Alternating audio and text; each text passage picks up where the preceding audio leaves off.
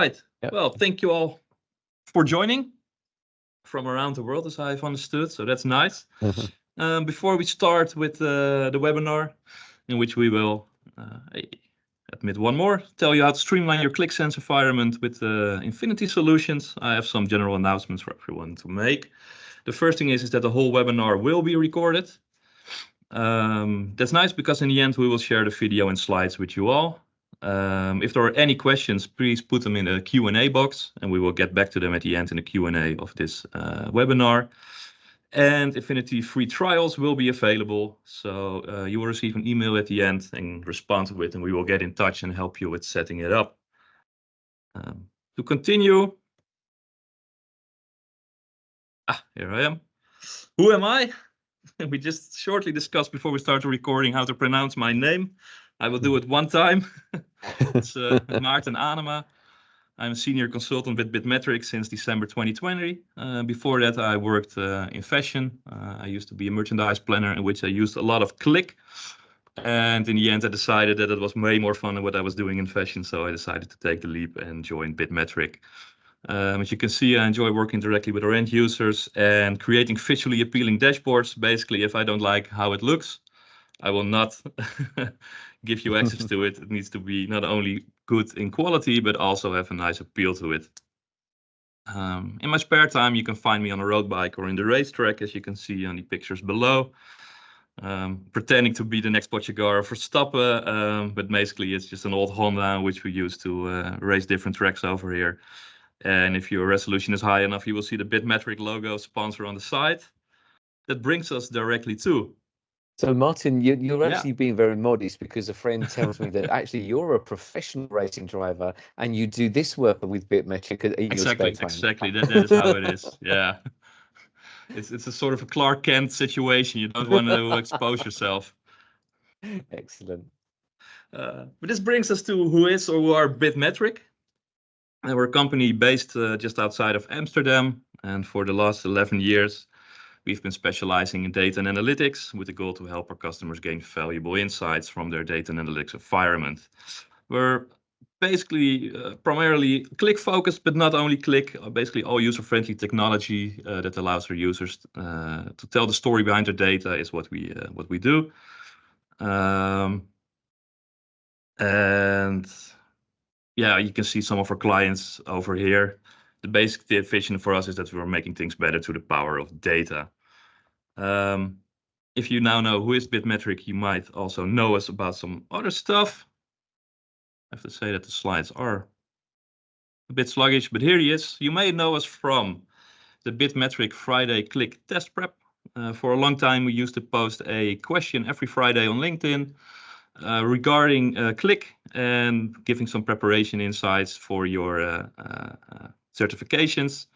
All the answers are then given a week after. And the nice thing is we have more than 60 of these Q&As, and you can also find them on our website. So if you go to bitmetric.nl, you will find the questions with like comprehensive explanations on the answer. And well, this will give you great insights in many possibilities of Qlik.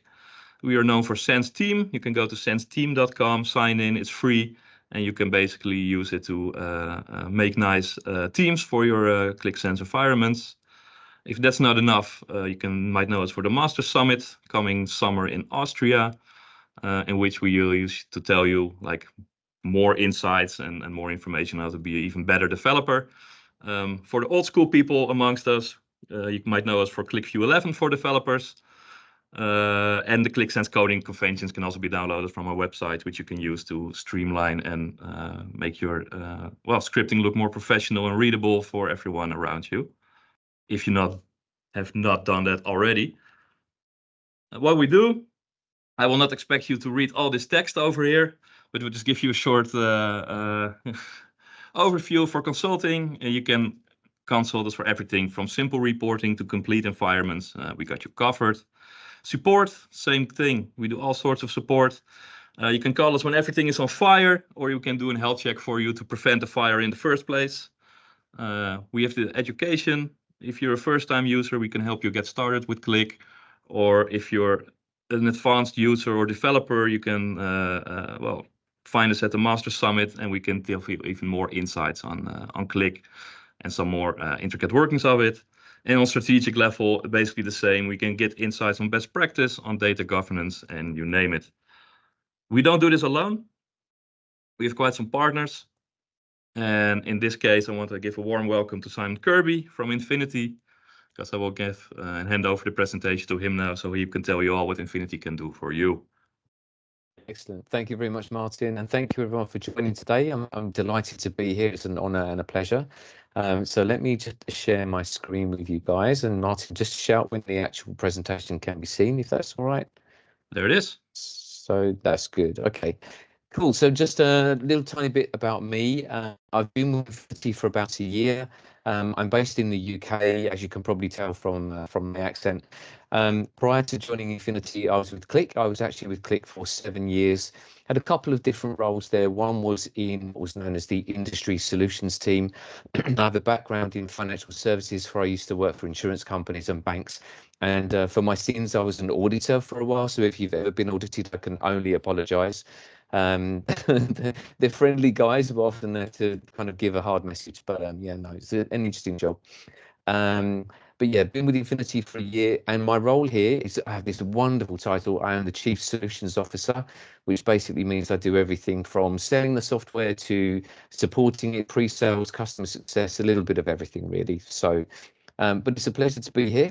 So I'm just going to walk you through just a few slides very quickly to explain who Inphinity is, who we are, and then we'll very quickly dive into some demos and show you exactly what the product is, what it can do, and some of the values, some of the use cases that you can use it for.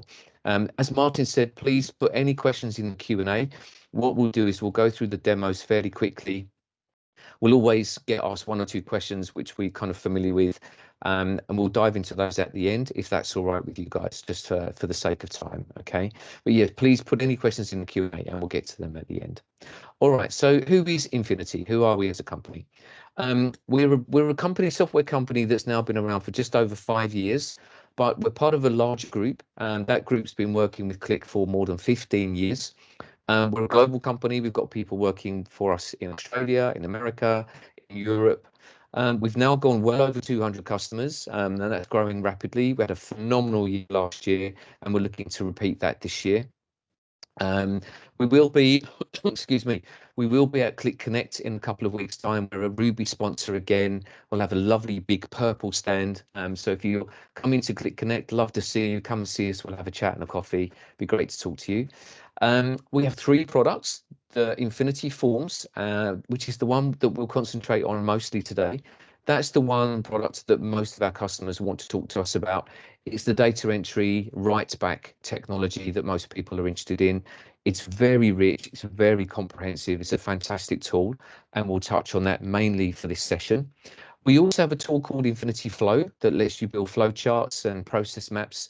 It's a little bit like process mining, but it doesn't go quite as deep as process mining, but it's a really nice tool as well. And finally, we have a product called Infinity Mole, which is kind of like a secret weapon, really. It allows you, it's a ClickSense connector. It allows you to read text-based documents. Could be a Word document, a PDF.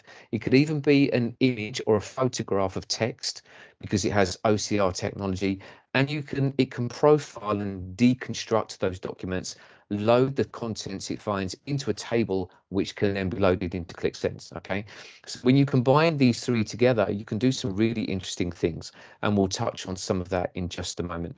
Okay, so what can Inphinity do?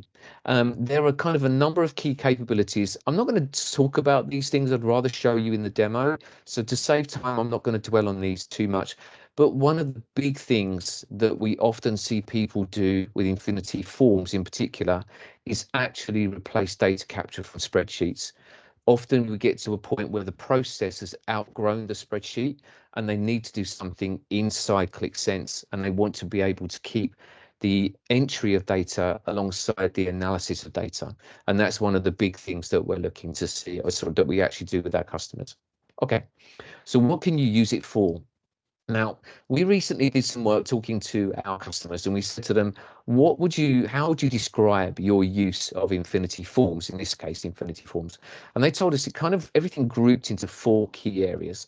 So the first one is what we commonly call write back. This is where you might have some data, you've pulled it into your QlikSense app, and then you just want to add something extra to that, add some narrative, add a comment, give it some context. You might want to explain some movements in numbers, or even create a mobile survey, okay? So this is where you're looking at data from now or data from the past, and you're adding meaning to that, okay? So that's the write back one. The next one is when people start to look forward and they do planning. Now, this could often be financial planning, but it can be many different kinds of planning. But we often see customers looking to use Infinity forms to do budgeting, forecasting. We've even got a company doing intercompany consolidations or eliminations with Infinity.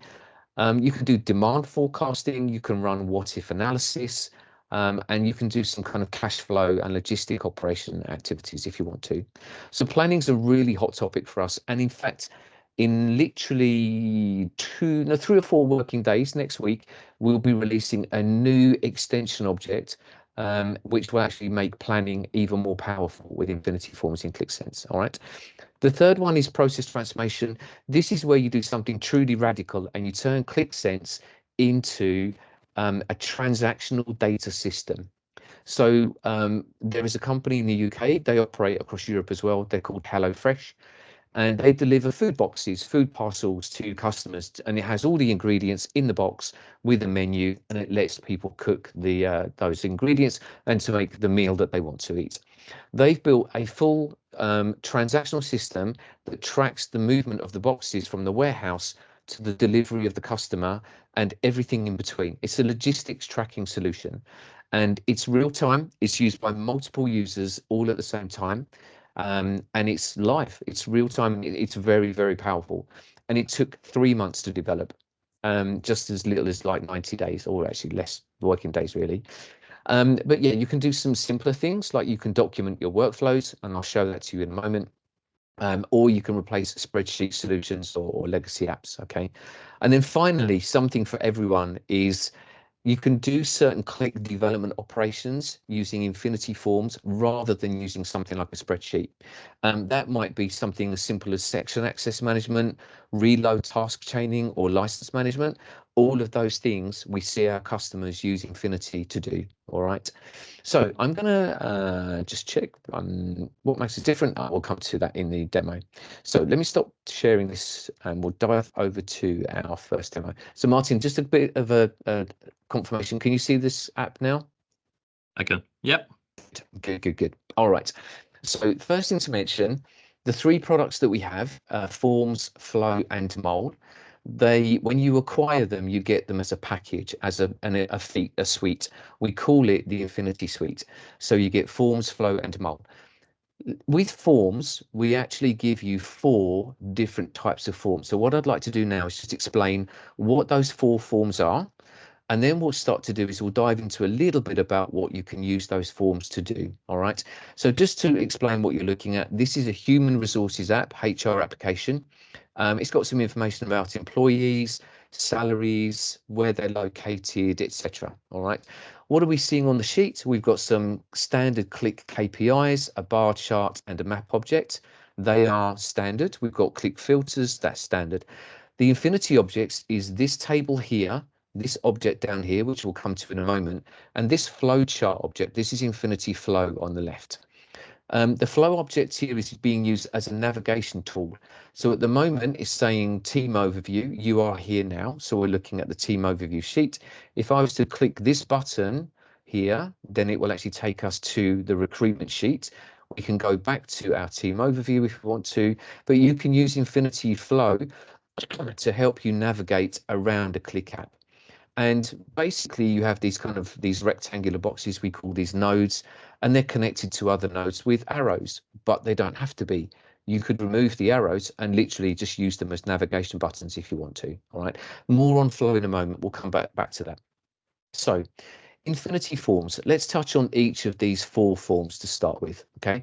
The first one looks something like this. Now, this is called Infinity Forms General. It's a table view. It looks like a straight QlikSense table. That's the point. It's meant to. but you've got a combination of data that you've pulled in from the Qlik Sense data model. In this case, we have the job title and the number of employees, the count of current employees. And then these boxes here, required hiring and the actual hiring status, these are editable fields that have been added by Inphinity, okay?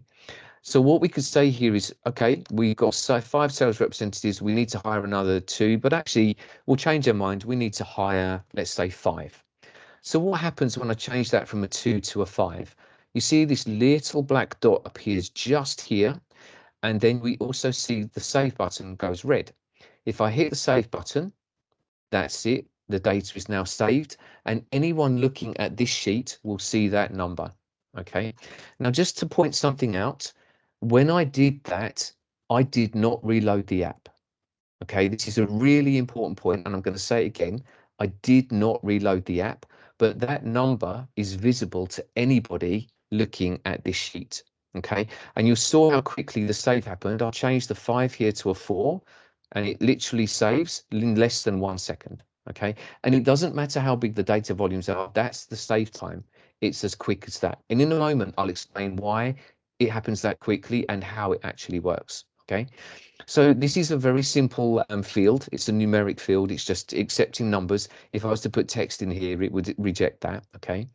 This is a traffic light button, and it works basically by toggling. So I can go from green to blank to red to amber. Okay. Again, if you want to save that setting, you can hit save, and that's it. We are saved. Okay. So this is the very simple example of Infinity Forms General, which is the table view. Now, one of the things I want to show you while I'm on here is to actually duplicate this app. So I'm going to duplicate this tab. So we've now got this open twice. The reason I'm doing this is I'm pretending that there are 2 users on this sheet at the same time. So now you can see 2 users, in this case, obviously me and me. All right. By the way, if you have more than 5 users, you'll see 5 icons, but the list will list all of the users that are working on this at the same time. And the number of concurrent users, I've seen apps with 20 or 30 concurrent users happily working together. And I'll show you why you can do that now. Okay. So if we go back to this original view and we'll change the 5, and we'll change this to a 6 because I want to show you this. You can apply validation into these fields. And this is saying, if I change it to something that's not allowed, anything greater than 5, this will validate, it will give me a warning. Now, it won't stop me from saving it. I can save this, but the warning is there. I could have made the validation rule a physical block, so it actually wouldn't let me enter anything outside of the rules that I've defined. All right. Now, the important point here is if I change this back to a 5, you'll see this pencil appears, which means that I'm editing this field. Okay. The black dot and the pencil tell me that this record is being changed. Now, if I go over to our other app, this one, you'll see that this is locked. There's a padlock that's appeared. And if I scroll over to the side, that padlock appears for the record. So what's happened here is we've performed something called row level locking. Now, that means that although I can work on other fields in here, I cannot work on the one that's currently being edited. So if I go back to this form and then hit the save button, that's now saved. We can go back again to pretend to be the other user. I can now edit that record. All right. So it's a really, really important point. We have the ability for multiple users to work together, but they cannot corrupt each other's data. In fact, I checked with our support team recently to see whether or not we've ever had a support case for data corruption.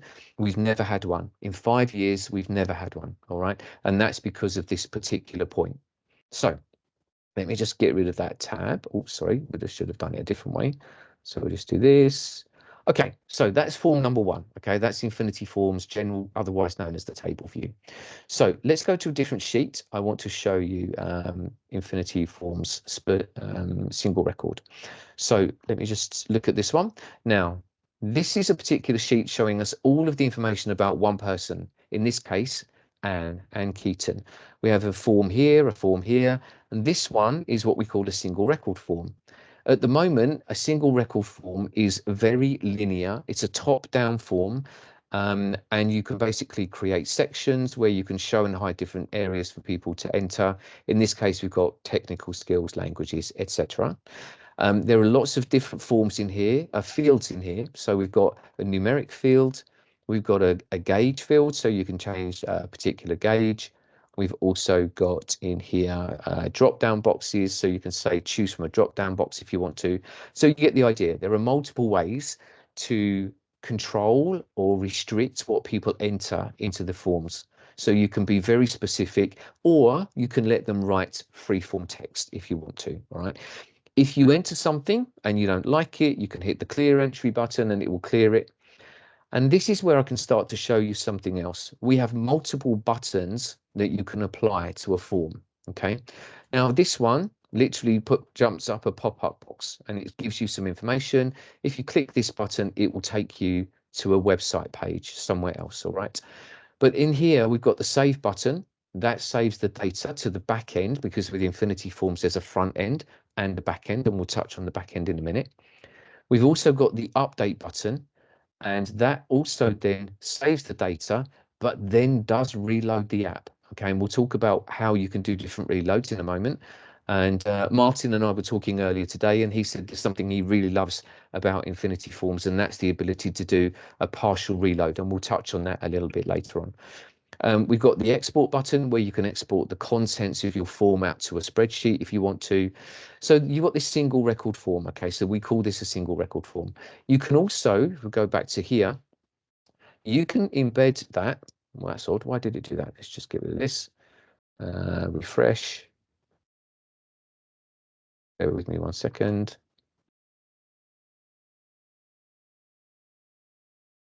There we are. Okay, so you can actually pop up a single record form from this button here, and therefore you can actually see more information about the row or the detail, the data that's in that row if you want to, and then you can actually save it again, and that will be saved to the back end. All right, so you can see a single record form either on the sheet or embedded into another form. So you can embed forms within forms, and that's Do I where have to things get open each very... row individually, or can I also walk through it? Sorry, Martin, say again. Yeah, you opened the individual form, but can I also walk through it because you see the different rows with the job titles? Or do I have to open Yeah. each one separately? No, you actually, if you want to see the actual information in here, you have to open each one individually. Yeah. So sales representative will pop up that one for this one. If I And go to the one developer for will have, developer, it will be yeah. for developer. Yeah, exactly. What is interesting though is we've got some fields in here that are not in the row, right? So this one here says city. City's not in this table. And we've got these results. If I click on there and then say okay, and then actually save it, then that will develop a one. These stars will now appear, but those stars, they don't appear here. Okay, so it gives you the ability to capture even more information, but make it easier to work with. Sometimes tables can get really wide, and this is a way of constraining that so you can make it easier to work with. Yeah. Good, good. Okay, so the next form, we'll go back to the talent management page and we'll select and just one more time. Now, this object here, this form is called a dimension note. We actually call it, the title of this is Infinity Form Specific. We actually expose the APIs of this form to developers if you want to, and you could use it to develop any form in any layout exactly as you wish, if you're prepared to do some kind of nice coding, okay? As it is, out of the box, we give you this, which is called the dimension note. You can write long form text and you can tie it to a dimension. Now, this, a lot of people think, oh, what's the difference between this and the the Qlik text object? A text object can hold one type of text that you key into it directly, or it can hold a measure, but you can't link it to a dimension. And this can. So you can link this information to, in this case, the employee. So if I change the employee from Anne to Alex, and then say this, you'll see different text for Alex. If I change it from Alex to Bob, you'll see different entry for Bob. All right. So you get the idea. Now, when you start to combine these forms, you can have a table view, single record view, and a dimension note. You can do some really interesting things. Okay. I was speaking to one of our partners the other day, and he rang me up and he said, I'm currently performing a review for one of my members of staff. It looks something like this. Okay. He's doing a performance review. They use Qlik. They use Infinity Forms to do that. And he asked me whether or not his Qlik server had crashed. And he asked me whether or not the data that he'd entered would have been saved. And I said, well, yes, if you hit the save button, of course it would. And he said, I haven't hit the save button for over half an hour. And I said, well, did you activate autosave, which saves the data every 5 seconds? And he went away and found out that they hadn't. So we have an autosave feature, which means that if you activate it, every form will be saved every 5 seconds automatically for you. You don't even have to hit the save button. All right. So just wanted to mention that as well. Finally, if we go back to the first sheet we were looking at, some of you might be familiar with Qlik Cloud. And on Qlik Cloud, there's a capability called Qlik Notes. There's a button on the left side, and when you click it, a pop-out appears on the left side, and you can have a conversation, if you like, with your colleagues about the data that you're seeing on your app. We've done the same thing. We call this Infinity Forms comments. It looks something like this. The difference is this works both on Qlik's client-managed instances on-prem as well as Qlik Cloud. It works on both. Okay, you can write a comment. Other people can reply to that comment. You can apply tags, screenshots, formatting, ordered lists, and so on, hyperlinks. But you can basically have a conversation about the data inside QlikSense. The next release that we bring out in a few days' time, this particular ability won't work as a pop-out. Instead, it will work as an object on the sheet. So you'll click this, you'll see this information, but it will be on the sheet and you'll have the scroll bar next to it, but it won't be a pop-up like this. Okay, so those are the 4 types of forms that we have. Let's just talk a little bit about use cases. I'm conscious of the time and I want to give you guys time for questions. Okay, so let me go to a much more complex looking form and we'll start to look at some of the nice things that you can do. Let me just change my zoom setting to 80%. So this particular sheet is a recruitment sheet. And what we've done is people are applying for jobs. So we put down what job position they're applying for, what is their expected salary, what city do they work in. You can also upload a file into a form. Currently, this only works on-prem, but by November, this will also work on Qlik Cloud, okay? But you click this button, you can then choose the file that you want to actually upload. And when you've uploaded it into here, then you can actually open it. So if I click this, the document will be opened and I can see the contents of that document if I want to. All right, when Microsoft Word decides to play ball. So you can see the contents from there if you want to. All right. Now, you can also show and hide different sections of your form if you want to see just the name of the person. We also keep a full audit trail, by the way. Every change that you make is logged by the user. This is actually a username. And actually the change date and timestamp as well. All right. You can add new rows. We have a new row button. You can delete rows. We have a delete row button. So as you can see, just like you would in any kind of database tool, you can add records, delete records, and amend records, exactly as you'd expect to with any database tool. All right. You can then, as I mentioned, you can show and hide different sections of the form if you want to. So that can all be done. Now, this is where things get interesting. Yeah, Martin, go for it. So when I make a mistake, for example, I change something and I want to revert the change, is it easy to get it back since everything will be stored? Yeah. First of all, if you didn't hit the save button and if you don't have autosave activated, then the change can be very quickly reversed by just hitting the clear button. If you saved it, then because we keep an active record of everything that's happened, then yes, you can revert back if you want to. That can be done. And we'll talk a little bit about that in just a moment. We can talk about the different file types you can write back to and how you can do that kind of thing. Yeah. So yeah, Martin, does that answer your question? I was on mute, but yes, it does. Great stuff. Good, good. Now, in this case, what we've done is we've combined the capabilities of Infinity Forms with Infinity Mole. So we've taken the documents, and as you load these documents through the Qlik load script, the words from these documents are extracted and put into a table in the data model. The words are then put into this list here. So let's imagine I want to find one of these people that can do, I don't know, something like Java development. Okay, so if we choose write the word Java in here and then select that, suddenly there's only one person. That's Paul. If we click on Paul's document and we'll go into here, And then what we can then do is do Control F and search for the word Java, and you'll see it highlighted here and here and here and here and so on. All right. And that's where you can actually combine the power of Infinity Mole from reading text-based documents with Qlik's ability to search text. That's something that you can do. All right. Quite a nice use case there if you ever wanted to do that kind of thing. So a couple of, let's switch to some other apps and show you some things. I mentioned earlier that planning is a very popular use case for Infinity Forms. This is quite a simple planning application. What we have on here are two different forms. The first one allows people in a particular country to produce a forecast, or if you like, a budget of the value of sales by quarter, by country. All right. We have a column here, this one, if I just make this bigger and zoom in, okay.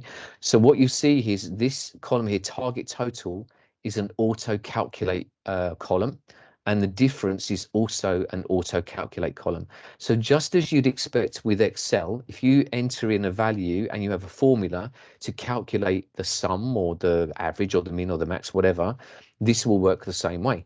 So at the moment, this is over 6 million because we have a very large number. It looks like someone's entered 5.5 million here by mistake. If I take the 5 million away, it instantly changes without saving or updating the app. It just changes. All right. So you can do some nice kind of auto calculate scenarios on the fly if you want to. So if you were to change this from 500 to say 400,000, that's a much more realistic looking number. And then when you hit the save button, that's then changed and everyone will be able to see that. The reason that these rows are grey and they cannot be changed is because this checkbox has been ticked. And the logic behind this tick box is once I tick this, this gets locked down. And that's the sort of thing that people want to do when they're creating a financial plan. Okay, so they'll basically say, create a plan, send it out to people for review and amendments, get it back, approve it, and lock it down. So your budget becomes fixed, and then you measure your forecast against your budget. Okay, and that's what we're trying to do here, give people the ability to enter it at the beginning of the year or beginning of the quarter, and then lock it down if you want to. Okay, it's a very nice capability that you can do. Down here, what we can do is we can start to enter some data at the product level if we want to. So let me just make this bigger. So we're capturing the value of sales of particular products by countries. And we can do some nice things here. We could say, let's imagine that we want to sell, we think we'll sell the same value for every product in the month of January. So let's say we're going to change this to 2000 and then hit the checkbox. That changes everything in that column. Okay. If I have a filter applied, then that will only apply this to the filtered items. Okay. Not everything, just the filtered items. Let me just clear that back out. We have the ability to pre-fill data based on a set of logic rules. So we could say, I want to enter the value for all cells to be 1000, but month on month, I want it to grow by 10%. So I can hit that, click pre-fill, and that will then apply that rule across all of these cells. I could also do this using Excel if I want to. Okay, so what I could do here is export the data from here, and that will open a spreadsheet for me. We'll go into this spreadsheet. And once that opens, so let's now imagine, enable editing, or this won't work. Imagine that we want to increase each month by something simple like 10%. All right, so we're going to do equals that value there, and we'll multiply this by 1.1. Enter. Okay, so there's our 10% growth. We'll drag that along. So we're getting a nice 10% growth month to month. Let's just copy this row. I could actually copy all of the data if I want to. Control C, jump back into Infinity Forms. Let's just, oh, sorry, didn't mean to do that. Just come back here.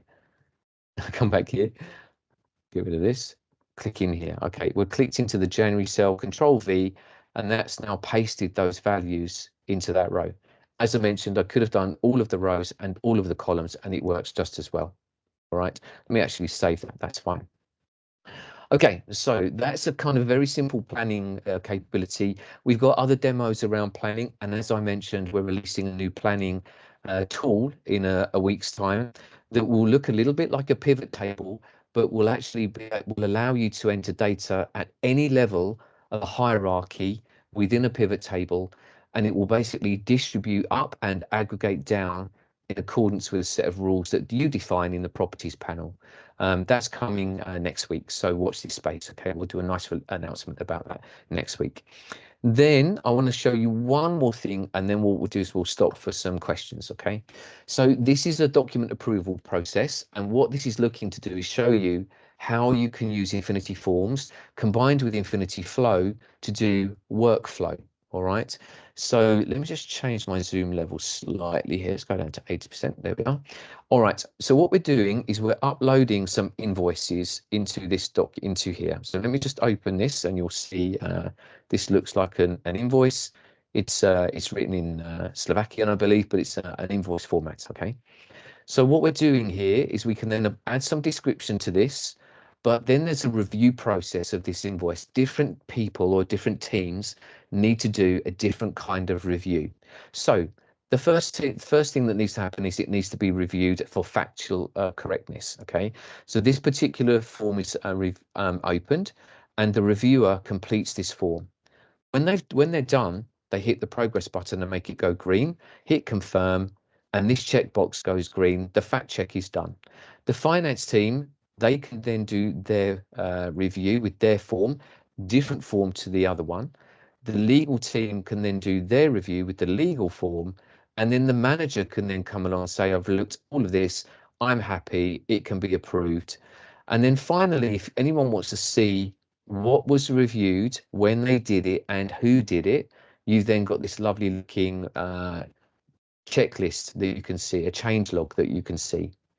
Now, what is Infinity Flow doing over here? Okay, let me just take this off for a moment.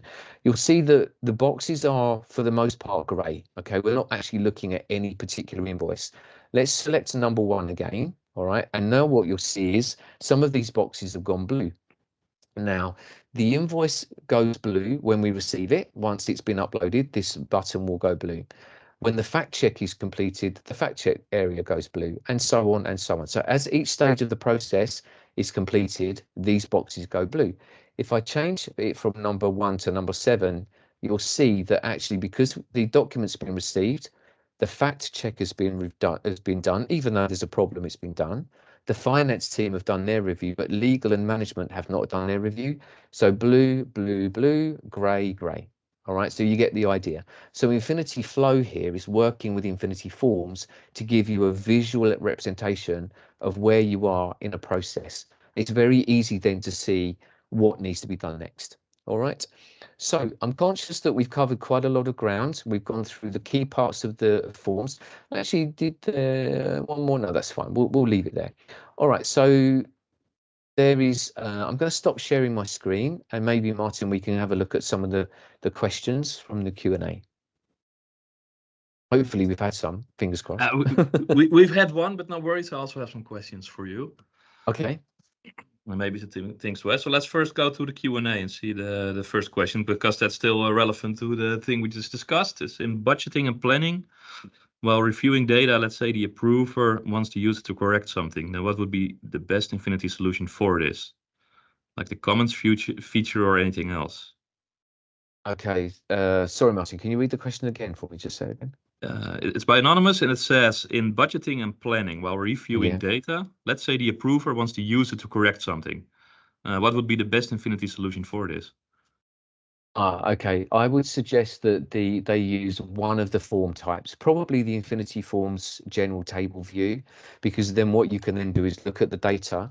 As I mentioned, you could have a single record pop-up table to give you more context, more information if you need it. But then the approver can look at that and then have something like a checkbox. You can have a tick box or a X box, or even a radio button if you want to. And that will then let them actually approve it if they want to. So that can be done within the standard tabular view. I mean, you've implemented Infinity. You might actually have seen that as well from your point of view. Exactly, but is it also possible maybe to send a notification to someone that you can, you have Qlik notifications or emails, or that you can alert someone for that something needs to be changed, or do you still need to? Great point. Great point. Okay, good point. So yeah, what you can do is you could create a button on a form. If you're working on Qlik Cloud, you can link that button to a Qlik application automation. So you could run or trigger an automation and that automation will then notify somebody, or you can actually trigger an alert as well if you want to. We've done both, all right? So you can trigger either an alert or an automation, and it will then notify somebody to perform some kind of an action. So yes, you can definitely do that. If you're working on-prem, on Qlik Client Managed, then Qlik's got something called an SMTP connector. So the way that gets triggered is through the load process. So what you could do is create a form that says notify Martin, and you'd put Martin's email address in, hit the button, and then that will trigger a reload of the app. But in doing so, it will send an email message using the Qlik's SMTP connector to that person. They can receive it, and then they can actually do something with that. That's not natural Infinity capability, by the way. We're using Qlik's capability to make that happen. All right. Why build something if Qlik have already built it for you? We're just using that kind of tool. All right. Exactly. I think that's one of the main benefits of Infinity. What I'd noticed while working with it, that a lot of it is native Qlik as well, and it looks pretty native Qlik. Yeah, that's the idea. We wanted to make it look and feel as native Qlik as possible. So when you're developing, you have the properties panel on the right side. It looks and feels exactly like Qlik. I was actually giving a demo to somebody once, and they came in slightly late, and they said, "Okay, sorry, but what exactly is Qlik and what exactly is Infinity here?" Because they just couldn't tell the difference, and that's the point. We kind of wanted it to be like that. So yeah. It's nice. There's some other questions rolling in right now. Matt has a question. Which module is used for the user icon showing the concurrent users logged in? But I believe that's basically on all modules, right? The user icon On the when you form, see yeah. the yeah. It works on it works on all of them as far as I'm aware. If you've got more than one person using a particular form, then that will appear. Yeah. Yeah, that's, Yeah. that's in my experience so Yeah. far. Yeah. Christoph has a question. Within budgeting, the details are updated by any changes, not the bar chart on the right. Is this being wanted or a bug? And if wanted, why? Okay, good point. So what's happening is in order for the changes that you enter in the form to actually influence a bar chart or another Qlik Sense native object like a KPI, the data that you've entered into the form must of course be in the Qlik data model. Qlik's native objects can only use data that are in the data model. So what you then do is you're writing your data into your backend table, and in a minute we'll look at this and explain it. You write your data into a backend table. That table then becomes another table that you can load into the data model. That table can then be associated with existing tables in your data model. And then, of course, what you're then doing is using the data that you've entered into other objects like KPIs, bar charts, pie charts, etc. So if you have a situation where the data you're entering is not influencing your bar chart, that's because it's not been loaded back into the data model and properly associated with the other data. But that's easily rectified. It's easy to do. Yeah. I think that's also a nice bridge to how data is stored and how we can do like a partial reload you mentioned earlier. Because I Good think that's point. one of Let's talk the about that. yeah, because that's one of the main things I really like about this, which I use at a client of ours, is that they are in fashion, obviously, Okay. Yeah. and when they're evaluating certain well, items, if they get to a certain threshold to go into production or not, you can just make you have the toggles, and you can just toggle directly into the chart and do a partial reload to load that data in and see which customers are affected or which sales representatives Yeah. are affected straight away instead of having to wait for the full reload. So within the meeting itself, you can already see the impact of Yeah.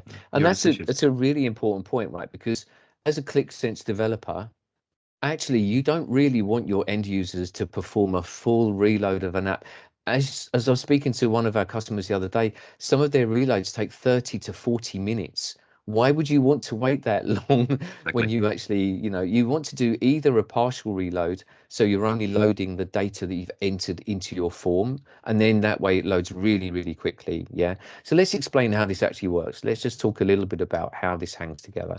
So in here, we've got a very rich documentation site for everyone to use. Let's just look a little bit about how this hangs together architecturally. All right, so let's use this picture here. Okay, and Martin, just confirm you can see this is coming through, yeah? Yes. Good, okay. So this blue dotted line box here, this represents your on-prem, your Qlik client managed server. We'll come to cloud in a moment. It works very similar on cloud, but we'll talk about that. So this blue box represents your Qlik Sense server or multi-node environment if you're running multi-node. Okay, it doesn't matter. It's just where your Qlik engines are. Of course, you have your Qlik apps running on your Qlik engine. The Forms extension, as I mentioned, there's a front end and a back end. Now you load the Forms extension using Qlik Management Console, just like you would any other extension. Now your users then, of course, interact with the extension. That's what's happening. The magic here is actually being managed by this thing called the Forms Backend Service. Now, this is a Windows service. It runs on the same Windows server as your Qlik Sense environment, okay? And it's basically a service. You can turn it on, you can turn it off. It does not require its own server. Some write-back tools do require their own server, not Infinity. It's a lightweight Java service, and it runs on the Windows server of your Qlik Sense box. If you're running on multi-node, you would normally put this on a central node, all right? You can see the arrow here between the service and the Forms extension is a two-way arrow. That means there is a permanent conversation going on between the front end, the things that you do at the front end, and what the Forms backend service is doing. Now, the service requires some data from some config files, which it pulls in. That's a one-way arrow. And then the service will then write back the data into the place that you tell it to. All right. And we can touch on that in just a moment. When you're writing into data, you have two options, a file or an SQL database. When it's the files, you can either write to an XML file or a QVD. And we actually recommend to companies that when you're actually developing, you do this to start with, write to XML or QVD. When you get to production, it might make more sense to actually write to SQL. The choice is up to the customer, but we support multiple SQL databases, from free ones, paid for ones. So MySQL, PostgreSQL, Microsoft SQL Server, Oracle, etc. Cloud-based SQL databases like Snowflake, Redshift, and so on. So yeah, we support a wide range of these. What's happening then is once you've saved your data into either a file or the database, these can then flow back into the Qlik engine, either through a full reload or the partial reload that we just mentioned. But there is a third way. And this third way, it's not actually a reload at all. It's using the Qlik server-side extension advanced analytics connector that they developed around about 5 or 6 years ago. Okay. Originally, that connector, the SSE connector, was built to let Qlik Sense talk to R or Python models directly without going through reload processes. We use that exact same connector to build a bridge between the Forms backend and the Qlik engine directly. Now, what you can do, let's just go back to a demo app, okay, and we'll go to this sheet just here. Now, imagine that these KPIs here were directly influenced by these numbers, okay? They're not, but imagine that they are, because the number 20 there is actually the same as the number 20 there. That's from the data model. Imagine we had one up here that says 40, and that showed what we want to hire. Now, of course, you can do a reload, and you could do a partial reload after entering the data, and your KPI would change to reflect what you've entered, okay? But if you've got this KPI and you actually design it using our formulas, we've got something called forms.sum or forms.count. What you can do is that KPI can actually directly update the moment you hit the save button. And as I mentioned to you, when you save the button, you're just writing the data back into that table. You're not reloading the app. But using SSE, when you actually hit the save button, your KPI would instantly update without reloading the app. And that is really, really powerful. All right, that's one of the most popular things that you can do with Infinity, because then you can start to do some real-time planning. You could change something, hit save, and everyone working on this app together would see the impact of what you're changing without reloading the app, because reloads, even partial reloads, can take time. But SSE is instant. It's literally instant. So it's a really powerful way of actually doing this. Okay, so I'm just going to stop there. Martin, any questions on that? Or is there anything from you that you'd like to add? No, I don't see any new questions. Are changes stored? Well, that's been clear. When is something stored in the backend of Infinity? How is the key determined? Great question. Okay. So keys are generated in a couple of different ways. Now, what we would normally do is take the data that's loaded into a table from the data model. And what you can then do, if I click on edit sheets here and select this table here. Oh, this is linked. Oh, goodness me. Let me find one that's not linked. 1 second. Hopefully, duplicate this. Click on here. This one. Yes. Now, okay. So what you'll see is when you choose a dimension value, you see this little area here that says key dimension. This one here. Okay. What that's doing is you can define which of the columns that you've pulled in from the data model are the key. Now you can define more than one. So what you could do is say, I want the combination of name and city to be a unique key that defines that record or that row. All right. And what we then do is we concatenate them together and we use a symbol. In this case, the common default symbol is what we call two straight lines or two pipes. And that would actually concatenate them together in the backend form that you write into. All right. So that's one way. The other way is you could actually create a unique field that's auto-generated.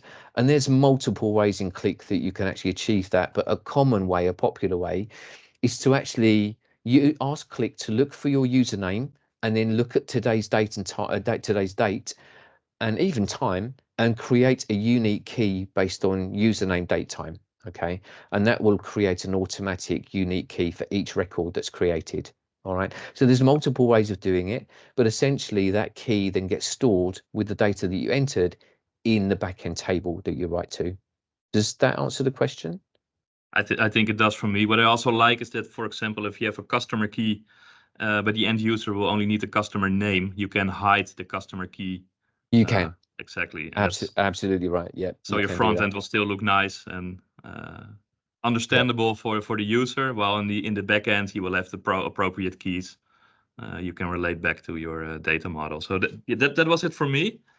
I see a new post coming up by Christoph again. Is how many users can work at the same time using SSE updating in multiple reports forms within one application?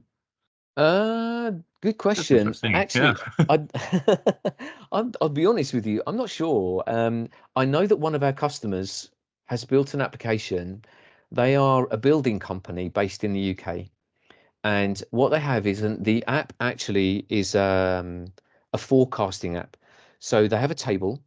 They see the previous. It's a rolling forecast. So they see the previous 9 months, and then what they then do is those previous 9 months are capturing the value of the projects that they've sold by branch, and they have 40 branches across the UK.